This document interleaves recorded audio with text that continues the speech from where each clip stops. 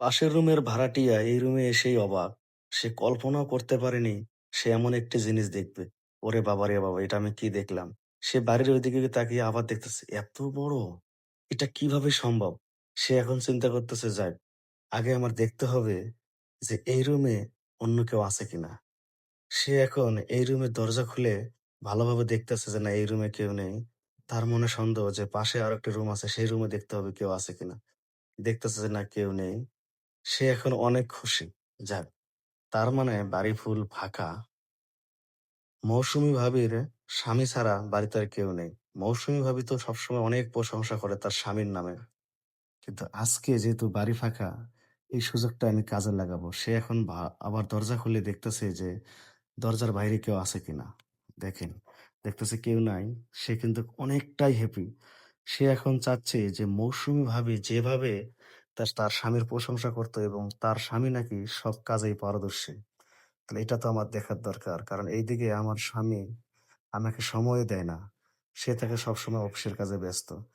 তাহলে মৌসুমী ভাবির রুম যেহেতু ফাঁকা, এই সুযোগটা কাজে লাগাই যেতে পারে। এখন সে এদিকে ওদিকে তাকিয়ে এখন কি করবে ভেবে পাচ্ছে না। আর এইদিকে মৌসুমী ভাবির যে হাসব্যান্ড, সে কিন্তু ঘুমিয়ে রয়েছে। সে কিন্তু জানেই না যে পাশের রুমের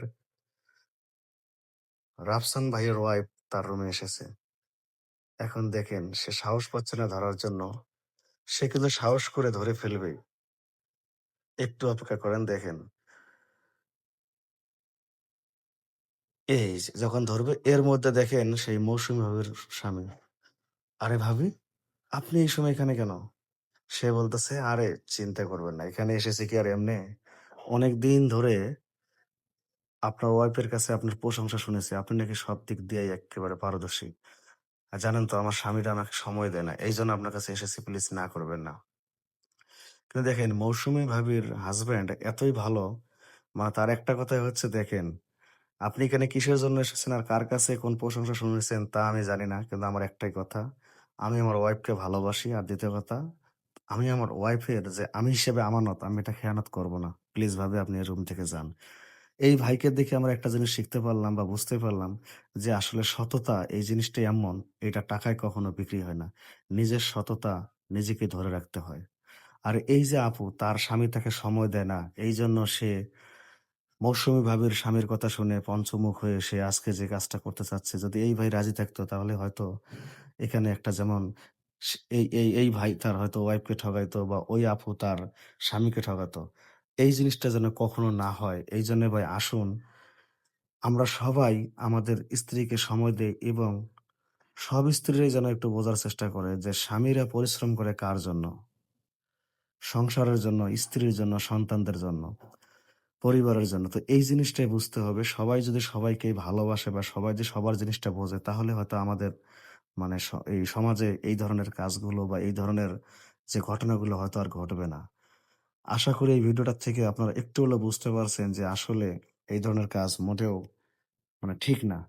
তাই ভিডিওটা যদি ভাই পারেন প্লিজ শেয়ার করে দিবেন। এখান থেকে হয়তো অনেকজনে বুঝতে পারবে যে হ্যাঁ, পরিবারকে সময় না দিলে পরিবার এইরকম একটা ঘটনা ঘটতে পারে।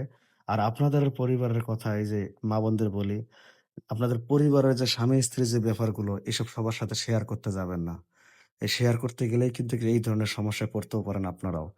তাই প্লিজ ভাই ভিডিওটা শেয়ার দিবেন। এখান থেকে অনেকজনে হলেও সচেতন হবে যে না, এই ধরনের কাজ আসলে করা ঠিক না। আর ভাই আপনারা যে যেখানে জব করেন না কেন অবশ্যই আপনাদের পরিবারকে সময় দিবেন। কারণ এই ভাইয়ের মতো তো আর সবাই সততা নিয়ে চলে না।